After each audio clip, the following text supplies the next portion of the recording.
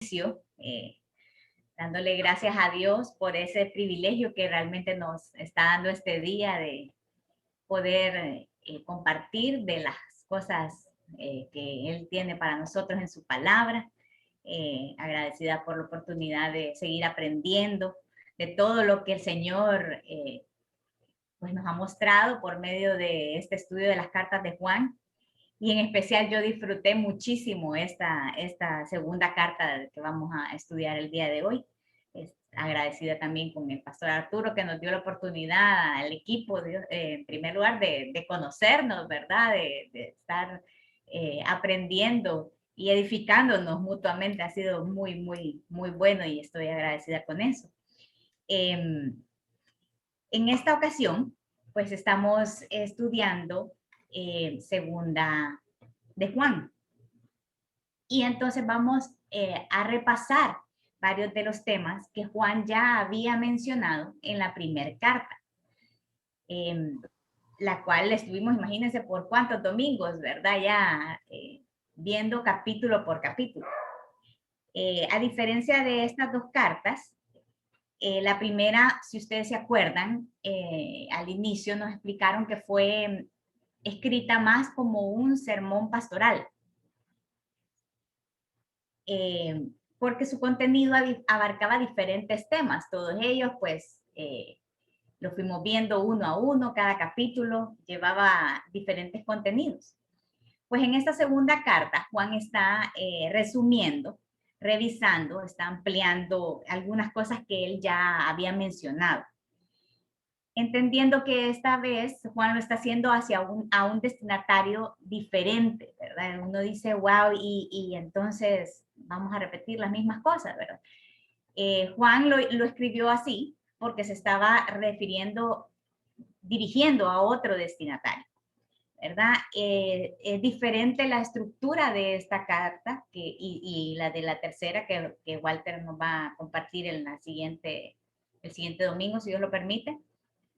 Ya está estructurada más como una carta, ¿verdad? Así como usted le escribe a un familiar suyo, ¿verdad? Que pone el destinatario, ¿verdad? Va dirigida a, y ahí pone el nombre. Luego viene el cuerpo de la carta, el mensaje propiamente dicho, y por último, pues viene la despedida o la conclusión de la misma. Entonces, así es como está estructurada esta segunda carta de Juan que vamos a leer. Juan establece en esta segunda carta la importancia que tiene para nosotros los elegidos, los llamados a ser, como dice ahí en la palabra, hijos de Dios, así lo dice en Juan, el mismo capítulo 1, en el versículo 12, en el Evangelio de Juan. La importancia que tiene para nosotros que como creyentes perseveremos en el conocimiento de la verdad, ya que no hay nada más que amenace la salud de la iglesia como las falsas doctrinas o las falsas enseñanzas. La enseñanza de esta carta es de necesaria aplicación personal, al punto de que hoy más que nunca, o sea, para nosotros, tomemos lo personal y para aplicación, porque en realidad es necesario. Estaba viendo un ejemplo que quería compartirles acerca de la importancia del conocimiento de la verdad. Entonces me traje aquí un billetito de un lempira, pero ahí dice en ese billetito sin valor comercial. Se decía que en el mercado o en el comercio estaban circulando cantidad de billetes falsos, así como este. Dice sin valor comercial y es diferente. Entonces, estaban estafando a muchas personas con los billetes falsos. Entonces, la banca se preocupó y comenzó a capacitar a su personal, a los cajeros, las personas que estaban ahí recibiendo el dinero, en conocer a cabalidad cómo era un billete real, ¿verdad? Este sí es de verdad. Entonces los capacitaban de tal forma que ellos supieran tan bien cómo era el billete, cuánto pesaba, que lo sintieran a la hora de tenerlo, para que pudieran diferenciar una vez que llegara un billete falso a sus manos. ¿verdad? Entonces ellos pudieran saber cuál era el verdadero y no ser estafados, ¿verdad? Entonces lo mismo ocurre con nosotros. Eso es exactamente lo que estamos haciendo aquí este día hoy, ¿verdad? Estamos capacitándonos en conocer la verdad que está en las escrituras, la verdad como Jesús, como Dios mismo la escribió para nosotros. Aquí sabemos que Él dice que Él es el camino, la verdad y la vida, Jesús mismo. Entonces, el conocimiento de la verdad evita que seamos estafados o que seamos confundidos. Al capacitarnos, al conocer la verdad, perseverar en ella para no ser engañados. Como dijo el apóstol Pablo, ¿verdad? En Efesios, que dijo, para que no fuéramos llevados de aquí para allá por cualquier viento de doctrina. En realidad hay muchas doctrinas que andan, ¿verdad? Pero que nosotros podamos estar firmes en la verdad. Entonces ahora con ya el desarrollo propiamente del tema, quisiera pedir si hay alguien que me ayude a leer los primeros 4 versos de la carta de Segunda de Juan. Sí, hermana Noemí. Está el nombre Carolina Toledo, que soy Celia Velázquez. Celia, gracias. El anciano a la señora elegida y a sus hijos, a quienes yo amo en la verdad, y no solo yo, sino también todos los que han conocido la verdad, a causa de la verdad que permanece en nosotros y estará para siempre con nosotros. Sea con nosotros gracia, misericordia y paz. De Dios Padre y del Señor Jesucristo, Hijo del Padre, en verdad y en amor. Mucho me regocijé porque he hallado a algunos de tus hijos andando en la verdad, conforme el mandamiento que recibimos del Padre. Muchísimas gracias, Celia. Entonces aquí comienza con la salutación, ¿verdad? Hace el saludo y explica quién es y a quién se dirige, ¿verdad? Juan fue el último de los apóstoles sobrevivientes. Entonces también quería preguntarle a algún alumno aplicado que nos abra el micrófono y nos diga en dónde y cómo dijimos que murió el apóstol Juan. En la isla de Patmos. Excelente, sí. Y murió prisionero ahí. Exacto, correcto, sí. Nos mencionó el pastor Arturo que él no había sido, creo que fue el único que no fue mártir, ¿verdad? Entonces él ya murió de edad, ¿verdad? Justo como dijo Edith, en la isla de Patmos, ¿verdad? Entonces aquí Juan se refiere a sí mismo como el anciano, probablemente por su edad avanzada, pero también este término hace referencia a su condición de liderazgo sobre la iglesia. Y entonces él se dirige a la señora elegida. Aquí al decir la señora elegida y a sus hijos, dice. Entonces, hay como 2 interpretaciones, ¿verdad? Eklete en griego significa elegido. Entonces, puede ser que se estaba dirigiendo a una señora que se llamaba Eklete y a sus hijos, o pudo haber sido también que se estaba refiriendo o dirigiendo a una iglesia o un grupo de discípulos usando algún seudónimo para no identificarlos de manera directa debido a la persecución de ese tiempo.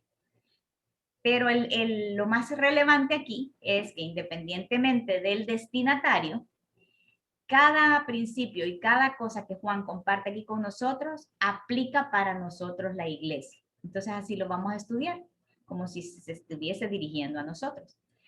Aquí Juan nos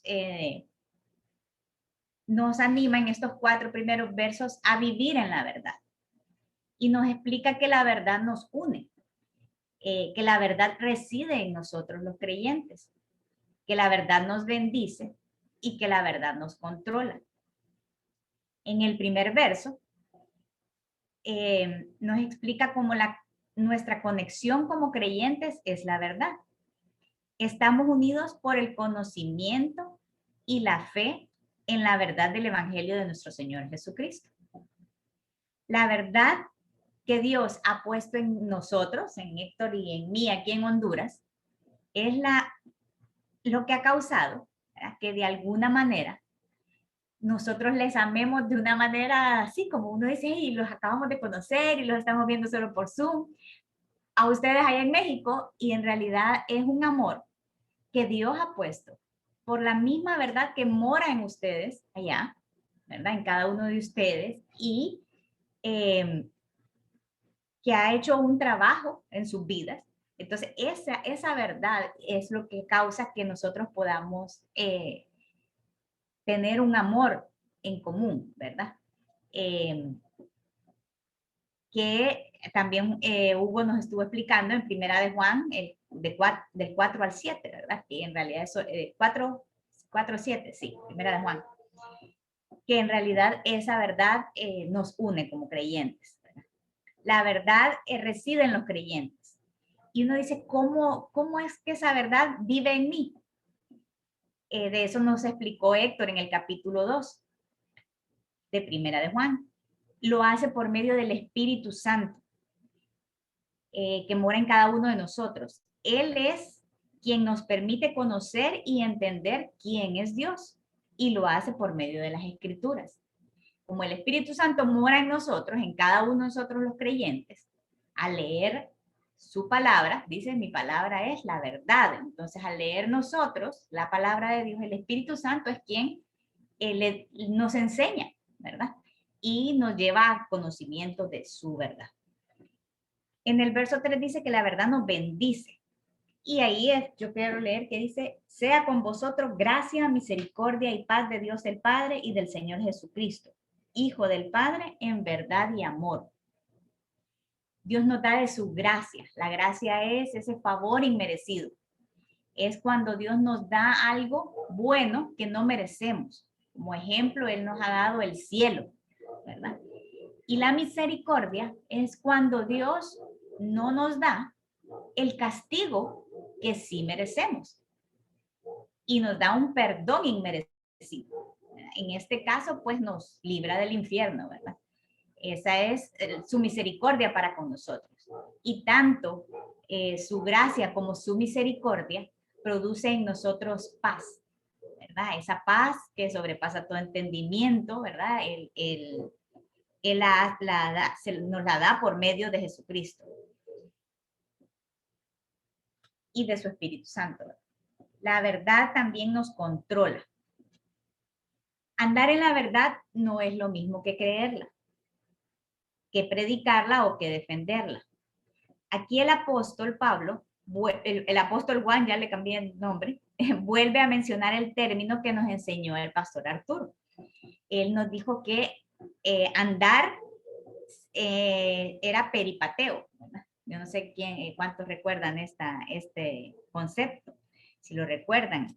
Y aplicando el mismo ejemplo que tenía el pastor de peripatear, él decía que uno no va al parque a sentarse, ¿verdad? Uno va al parque a andar, a peripatear. Ese es el concepto, ¿verdad? De lo que se dice. Entonces yo, aplicando el mismo ejemplo, quería que imagináramos, para diferenciar que no es lo mismo conocer la verdad que andar en ella, si nosotros fuésemos también al parque y creyendo en que es importante hacer ejercicio, y entonces vengo igualmente, me siento en una banca y empiezo un discurso acerca de las bondades del ejercicio. Y les empiezo a decir que es muy bueno que hagamos ejercicio, les digo que deberíamos de por lo menos hacer 1 hora de ejercicio, les platico que los ejercicios para respiración también son importantes, que es importante pues estirar antes de comenzar el ejercicio, y hago todo un discurso acerca de eso, pero en realidad no hago el ejercicio, no ando, estoy sentada. Y también les platico lo bueno que es la alimentación, ¿verdad? La alimentación balanceada, pero antes de llegar al parque yo ya había hecho mi orden de tacos. O mi orden de baleadas, porque nosotros aquí en Honduras comemos baleadas, ¿verdad? Entonces, en otras palabras, la verdad se trata más bien de practicar lo que conocemos. Andar en la verdad se trata más bien de practicar lo que ya conocemos. En Facebook yo también sigo la página se llama Ponlo en Práctica, es de la esposa del pastor Chucho Hurtado. me gusta mucho porque ahí son verdades prácticas para poner en nuestras vidas, ¿verdad?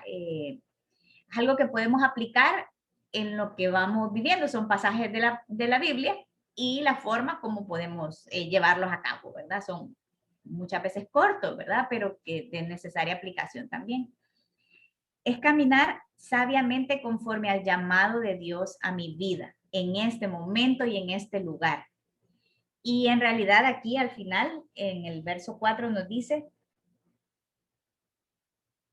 conforme al mandamiento que hemos recibido del Padre. Así que andar en la verdad en realidad no es una opción, es un mandamiento, ¿verdad? Dios nos manda a que andemos en la verdad y lo hemos recibido del Padre y lo podemos hacer por medio de su Espíritu. Continuando con el mensaje, aquí también quería pedirles si pudiéramos leer los versos del 5 al 11, porque esto ya es el cuerpo de la carta, el mensaje central. Versos del 5 al 11, si alguien es tan amable y me ayuda a leerlos. Sí. Y ahora te ruego, Señora, no como escribiéndote un nuevo mandamiento, sino el que hemos tenido desde el principio, que nos amemos unos a otros. Y este es el amor, que andemos según sus mandamientos. Este es el mandamiento, que andéis en amor, como vosotros habéis oído desde el principio. Porque muchos engañadores han salido por el mundo, que no confiesan que Jesucristo ha venido en carne. Quien esto hace es el engañador y el anticristo. Mirad por vosotros mismos para que no perdáis el fruto de vuestro trabajo, sino que recibáis galardón completo. Cualquiera que se extravía y no persevera en la doctrina de Cristo, no tiene a Dios. El que persevera en la doctrina de Cristo, ese sí tiene al Padre y al Hijo. Si alguno viene a vosotros y no trae esta doctrina, no lo recibáis en casa ni le digáis bienvenido, porque el que le dice bienvenido participa en sus malas obras. Excelente. Entonces, gracias, muy amable. Aquí ya comienza con la importancia en el verso 5 de amar la verdad. La manifestación de la verdad es el amor mutuo. Un mandamiento que es desde el principio, amarnos unos a otros. Dios nos manda a amar al hermano a través de la verdad. Dicho amor en la verdad algunas veces me va a llevar a consolar a mi hermano y otras veces a exhortarlo o amonestarlo, así como Dios hace con nosotros, ¿verdad? Hay momentos en los que nos manda también otra parte de la escritura a hablar la verdad en amor. O sea, no solamente es ni llevarle la contraria ni seguirle la corriente, ¿verdad? Realmente es, esa verdad me va a indicar de qué forma en amor voy a poder, pues, consolarle en el caso de que sea esa la situación o amonestarle y exhortarle, ¿verdad? A hacer lo correcto. La obediencia a la verdad es el amor en el verso 6. Nuestro ejemplo perfecto es Jesucristo. Por amor obedeció a Dios, entregó su vida y nos salvó. Mi grado de amor a Dios está determinado por mi grado de obediencia a Dios. Esto nos da otra dimensión de lo que realmente es amar, y principalmente cuando nos referimos a nuestro amor por Dios, ¿verdad? Así como nuestros hijos, nosotros le pedimos obediencia en amor, ¿verdad? Porque nosotros que somos imperfectos, estamos pidiendo que obedezcan para beneficio de ellos, ¿verdad? Cuanto más Dios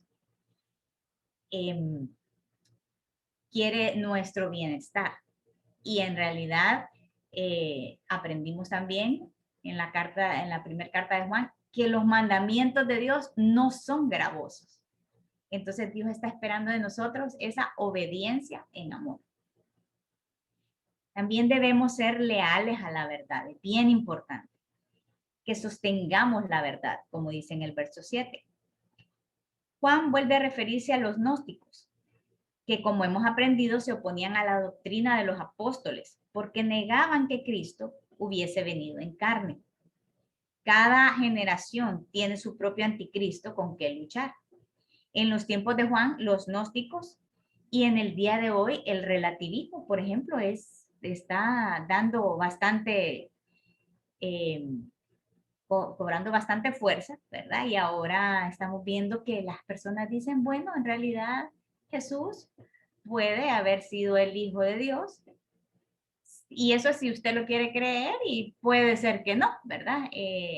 Todo es relativo, en realidad no necesariamente tuvo que haber sido así, depende del punto de vista o su óptica, y en realidad tenemos nosotros que ser firmes en sostener la verdad.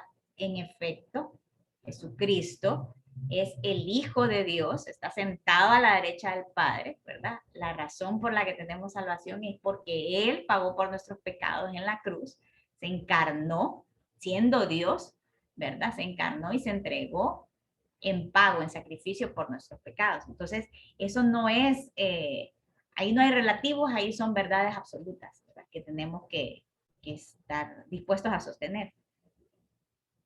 Ser celosos de guardar la sana doctrina que la respaldan las escrituras. Todo está en la Biblia, o sea, todo, y por eso la importancia de conocerla. Tenemos que proteger la verdad. No retrocedamos, no seamos tolerantes al error o a la falsa doctrina. Perseveremos en la verdad. Nosotros a veces nos preguntamos qué tan rápido podemos perdernos de lo que hemos logrado, porque ahí dice, ¿verdad? Para que no pierdan lo que han logrado, ¿verdad? Y entonces la verdad es que el error, la mentira y el pecado erosionan las bases de lo que se ha construido, ¿verdad? En nuestras vidas, en nuestras familias. Y es cuestión de poco tiempo para que todo se derrumbe, si en realidad no estamos sosteniendo y protegiendo la verdad. La iglesia necesita sostener la verdad y proteger la verdad. Pablo, en el libro de Timoteo, en 1 Timoteo 3:15, hace referencia a la iglesia como columna y baluarte. Somos quienes proclamamos la verdad y quienes resguardamos la verdad. Con Héctor estábamos al principio de Juan, de Primera de Juan, preguntándonos, ¿verdad? ¿Cómo sabemos que verdaderamente somos hijos de Dios, ¿verdad? Y recordábamos a un ejemplo de una familia que apreciamos mucho, de creyentes, ¿verdad? El matrimonio de personas creyentes, respetables, aman a Dios. Y ellos, resulta que en su familia, uno de sus hijos tomó la decisión de casarse con una persona que no conocía la verdad y que no, está en una religión o una secta anticristo, ¿verdad? Porque su evangelio no tiene, o sea, valor, o sea, no tiene respaldo bíblico, en realidad es un error. Y su hija se casó con esta persona, y ahora ella milita, ¿verdad? En esta secta anticristo, ¿verdad? Y comparte el error, ¿verdad? Con otras personas, y ella lo cree. Entonces, eso nos impresiona al grado de decir, en realidad es importante que seamos defensores de la verdad, de que estemos firmes, ¿verdad? Por nuestros hijos, por las personas a las que les vamos a compartir el evangelio, ¿verdad? Por las personas que estamos influyendo con nuestras vidas, porque sí estamos influyendo personas, lo creamos o no. Entonces es bien importante que conozcamos la verdad para compartirla. Yo me admiro de esas personas que van de casa en casa y ellos están en un error, no han conocido la verdad. Y nosotros que sí tenemos la verdad, bien fundamentada por medio de las escrituras, con mayor razón debemos compartir la verdad. También necesitamos buscar la verdad. Que en buscar la verdad sería conocer la doctrina de Cristo. Debemos establecer los límites de la verdad cristiana. Es imposible conocer a Dios fuera de Jesucristo. Debemos reconocer que Jesucristo es el Hijo de Dios. ¿verdad? Así como lo hacía Juan y en reiteradas ocasiones lo hacía. Cuando los gnósticos decían que no, entonces él volvía y les decía, ¿verdad? Porque no podemos como creyentes decir que solo Dios, ¿verdad? Porque es una relación por medio de Jesucristo. También debemos rechazar las falsas doctrinas. Personas con un evangelio contrario al que nosotros hemos recibido. El mismo Pablo decía, ¿verdad? Que si alguien viene con un evangelio diferente, sea anatema. Ese es el término que él le daba. O sea, son engañadores. En nuestro tiempo probablemente ya no los recibamos en nuestras casas como huéspedes en físico. Ya no les abramos la puerta porque dicen, no les abran la puerta, no los saluden, ¿verdad? Pero en realidad probablemente estemos permitiendo por medio de televisión, de la radio, de nuestros móviles, enseñanzas que no van conforme a la escritura y que lo que van a hacer es engañarnos y desviarnos de la verdad. Gracias a Dios tenemos un sinnúmero de recursos también para podernos apoyar. Y está, por ejemplo, las reuniones de iglesia, están los grupos pequeños, ¿verdad? Está el canal en YouTube del pastor, ese sí pueden escucharlo con libertad porque ahí hay sana doctrina, ¿verdad? Entonces, tenemos que reconocer el peligro de desviarnos de la verdad. Son enseñanzas altamente destructoras, ¿verdad? Están ahí los gurús, están los influencers, está la psicología humanista, ¿verdad? Que si yo le permito entrar y tener comunión y paso mi tiempo escuchando esos mensajes, es por seguro que voy a ser desviada de la verdad. También he escuchado que nosotros somos los libros que leemos y las personas con las que nos rodeamos, ¿verdad? Entonces, que para esas cosas seamos bien cuidadosos de qué es lo que vamos a escoger. A mí me gusta leer y el pastor Arturo nos recomendó un libro, estoy terminándolo, se llama 8 decisiones sanadoras de John Baker. Y quiero ya comenzar, porque ya lo tenemos aquí, el libro del pastor Gary que se llama La voluntad de Dios. Entonces sí hay recursos que podemos tener y con libertad, ¿verdad? Porque también recordaba el pasaje en Corintios que dice, no erréis, las vanas conversaciones corrompen las buenas costumbres. O sea, somos personas falibles, ¿verdad? Y podemos caer en el error si estamos prestándonos a escuchar lo que no es conforme a la verdad. Aquí ya la carta pues va concluyendo y entonces me gustaría leer, si quieren yo lo voy a leer, el verso 12 y 13 dice, tengo muchas cosas que escribiros, tengo muchas cosas que escribiros, pero no he querido hacerlo por medio de papel y tinta, pues espero ir a vosotros, hablar cara a cara, para que nuestro gozo sea cumplido. Los hijos de tu hermana, la elegida, te saludan. Amén. Aquí en el final, Juan se está despidiendo de ellos, pero les está afirmando las ganas que él tiene de poder ir a verlos cara a cara, así como estamos nosotros aquí por Zoom viéndonos, ¿verdad? Para poder seguir compartiendo las verdades, para continuar aprendiendo, porque aprender nos trae gozo. Continuar aprendiendo nos trae gozo. Sin importar cuánto ya conocemos de la verdad, es importante que sigamos aprendiendo. Siempre hay más. A mí me gusta un concepto que aprendí hace poco sobre las áreas de oportunidad. Yo nunca había visto, había escuchado lo de área de oportunidad. Yo siempre me había querido muchas veces justificar en que, bueno, a mí me cuesta ser buena en esto o hacer lo correcto en esto y lo otro. Sin embargo, cuando yo lo vi como un área de oportunidad, es ver cómo Dios quiere trabajar en esa área y cómo al conocer la verdad de Dios, Dios va transformando esas áreas en nosotros. Hay una canción de ella hace mucho tiempo que dice que no soy igual, ¿verdad? Cristo me ha cambiado, no soy igual. Entonces son esas áreas que al nosotros continuar creciendo y aprendiendo la verdad, vamos siendo transformados. Y eso nos llena de alegría y de gozo, ¿verdad? Y podemos decir, ¿verdad? Como el salmista, ¿verdad? Que dice que me gozo, ¿verdad? En tu palabra. Tu palabra es mi deleite, ¿verdad? Entonces podemos vivir con ese gozo que es independiente de las circunstancias, que viene de Dios, porque le conocemos, porque sabemos cuán grande es Él, ¿verdad? Y eso tal vez nuestro cerebro no lo alcance nunca a entender cuánto es su amor, ¿verdad? Lo inmenso, pero en realidad eso produce gozo en nuestras vidas. Finalmente, pues la carta la despide con un saludo personal y pues serían las aplicaciones de esta carta. Podemos resaltar 3, ¿verdad? Que sería la relación verdad y amor. Amo a mi hermano a través de la verdad. Lo que dijimos que la verdad nos unía, ¿verdad? La relación que hay entre amor y obediencia. En la medida en la que yo amo a Dios, le obedezco, ¿verdad? Está ligado.